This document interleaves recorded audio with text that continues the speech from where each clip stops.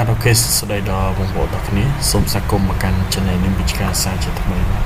ថ្ងៃនេះផងដែរខ្ញុំមានបាទคลิปវីដេអូថ្មីមួយទៀតហើយចង់ចែករំលែកជូនបងប្អូនបាទពីរបៀបនៅក្នុងការចូលទៅបង្កើត page ឆ្នាំ2025ថ្មីបាទក៏ដូចជាខ្ញុំតពីវីដេអូមុនខ្ញុំបានបង្កើត Facebook អញ្ចឹងក្នុងវីដេអូនេះខ្ញុំបង្កើត page បាទសម្រាប់បងប្អូនអ្នកលក់អនឡាញចាស់ជាកម្មជាដើមបាទក៏ដូចជាអ្នកដែលទៅតែប្រកបមុខរបររកស៊ីថ្មីថ្មោងបាទនៅលើវិស័យអនឡាញដែលមិនទាន់ចេះក្នុងការបង្កើត page ច្បាស់លាស់ស្ទាត់ជំនាញអូខេឬក៏បងប្អូនមួយចំនួនដែលគាត់អត់ទាន់ចេះច្បាស់អាចមើលវីដេអូនេះបន្ថែមបានចឹងណាបាទអញ្ចឹងកុំឲ្យខាតពេលយូរខ្ញុំចូលទៅបង្កើតបាទ page តែម្ដងក្នុងឆ្នាំ2025ណាបាទអូខេអញ្ចឹងខ្ញុំចូលមកនេះមួយបាទចុចចូលអូខេនេះពាក្យថា page នេះអូខេខ្ញុំចុចពី create នេះអូខេអញ្ចឹងខ្ញុំសូមដាក់ឈ្មោះ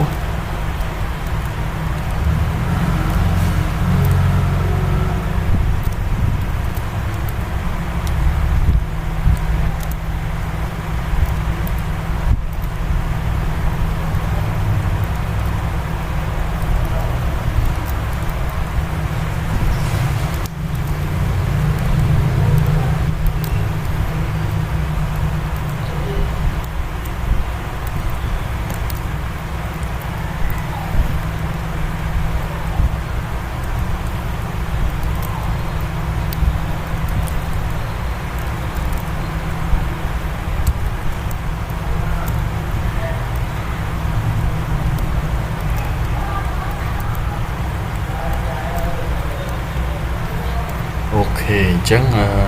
ចំពោះឈ្មោះគឺបងប្អូនត្រូវតែត្រៀមណាបងប្អូនបង្កើតទេក្នុងគុំណោះហើយលក់អនឡាញឬក៏បង្កើតជាលក្ខណៈប្រម៉ូទទីតាំងអីចឹងណាបាទអញ្ចឹងបងប្អូនដាក់ឈ្មោះគឺបងប្អូនត្រៀមទៅបាទហើយជាពិសេសមេត្តាគឺ category បាទអូខេជាប្រភេទអីគេបងប្អូនលក់បាទពាក់ព័ន្ធសុខភាពឬក៏ពាក់ព័ន្ធសម្រស់ចឹងណាបាទអញ្ចឹងខ្ញុំដាក់ cosmetic អូខេបាទហើយយើងឆែកមើលឈ្មោះត្រូវហើយបាទអញ្ចឹងអូខេត្រូវហើយខ្ញុំសា create តែម្ដងទៅបាទ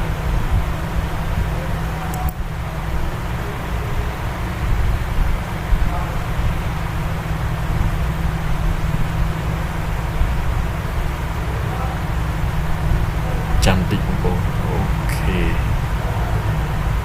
អូខេអញ្ចឹងយើងបង្កើតបានហើយពេលទៅណាយើងចុចបាទ all the way open ទៅ page ហ្នឹងបាទអូខេយើងចុច next ទៀតមកបាទត្រង់ចំណុចនេះអីយើងម្លងសិនក៏បានដែរបងប្អូនម្លងសិនអូខេអញ្ចឹងយើង invite select all លើនេះ invite ចឹងមកអូខេ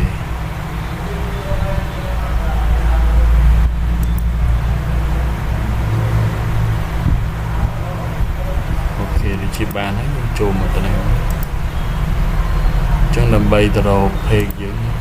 បងចុចកន្លែងនេះ interneting slow តិចបងប្អូនអូខេអញ្ចឹងនេះវាបង្កើតបានហើយមិញបងប្អូនអូខេបាទហើយក៏ខ្ញុំមានវីដេអូ clip មួយទៀត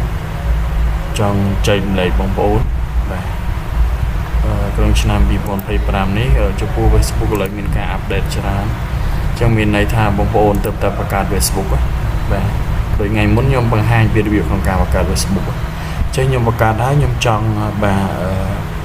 បង្កើត page នៅលើនឹងទៀតតែម្ដងបាទគឺបង្កើតអត់ទាន់បានខ្ញុំមិនដឹងថាម៉េចទេឥឡូវ Facebook វាអាប់ដេតបាទពីមុនយើងបង្កើត Facebook ហើយយើងបង្កើត page បានតែម្ដងតែឥឡូវបាទខ្ញុំបង្កើត Facebook បានហើយខ្ញុំចង់បង្កើត page គឺបង្កើតអត់ទាន់បានហើយខ្ញុំទុកមួយថ្ងៃបាទក៏អត់ទាន់បានទៀតបាទនេះខ្ញុំអត់ដឹងមកពីអីទេបាទ